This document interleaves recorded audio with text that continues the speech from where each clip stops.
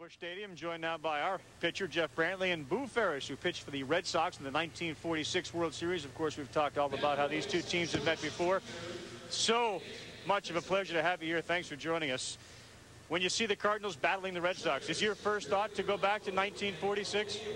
Oh, yes. I'm just glad I'm not pitching tonight against those big Cardinal hitters. Wasn't it the same back then? The Cardinals could hit back in 1946.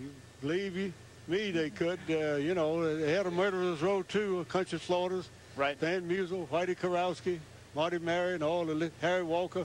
Yeah, but you had Ted, though. You had Ted. Yeah. And you had Rudy York in the game you pitched a shutout. Game 3, a shutout over the Cardinals. That was the 50th World Series, I believe, shutout overall. Tell us about that night, what it was like.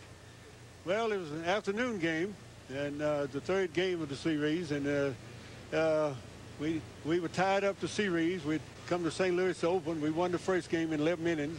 They won the second game behind Harry the Cat, and came to Boston for the third game. So anyhow, we were hoping to get a lead, but anyhow, Rudy helped me out in the first inning.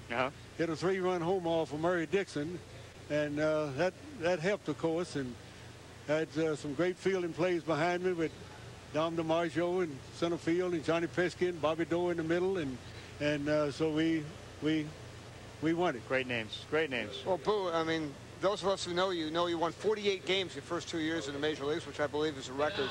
But, I mean, were St. Louis and Boston as enthusiastic about baseball then as they are now? I think they were. Fenway was still packed, maybe not quite as much as they are today, but a great Fenway, you know, and Boston, the Red Sox, just a way of life up there. Those people, they were still coming back then, and it was the same way here in St. Louis. Of course, we were in those Sportsman Park. It wasn't quite as big as this place by any means, but the enthusiasm was there, and the fans were great in both places. Boo, you came right out of the military. You went right into Rookie of the Year in your first year, All-Star both in 45 and 46. Did you pitch with a baseball like this? A little tight. A little tight, isn't it? That's right. That's what I thought. No wonder they go so far. I told you these balls were harder now than they used to be. See, everybody doesn't remember that. I'm telling you, this ball is hard. Noticeably harder than what you pitch with. I have to feel like it. I showed him this ball when we were walking up here, and he looked at it. He goes, "What is that?" How about pitching inside? Because that's sort of a hot button subject now. Batters do not like when guys pitch them inside. Tell him about Willie Mays. Oh, Willie Mays? Oh, well, I got introduced to Willie Mays. Of course, I came up with arm trouble and went back to AAA ball in Louisville.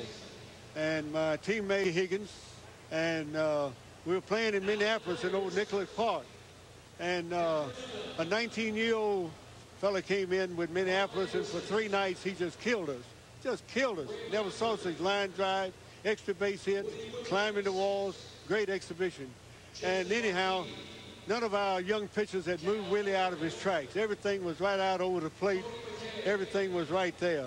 And I told Pinky before the game, I said, if I get in there, I said, we got to shove him back a little bit, come inside. So anyhow, went in, and I was trying for brushback pitches up in here, but the ball got away a little bit, and it came up in here. And he went in the dirt 2 straight pitches. And anyhow, he got up, never said a word, dusted himself off, got back in there, because I was getting a lot of calls from the dugout, you can imagine. I bet. Anyhow, count went down to 3-2, and side-armed him, and he hit a little CNI single out in left field. But the good part about it, I held him to a single. Right.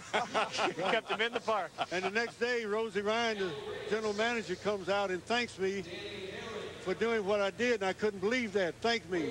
He said nobody had moved him out of his tracks, and we wanted to know how he was going to react. He reacted pretty good, huh? He turned out to be Turned out okay. And so have you. We really appreciate you being here. Thank you very much. Well, thanks, Thanks, Boo. Boo. Ferriss, of course, pitched for the Red Sox.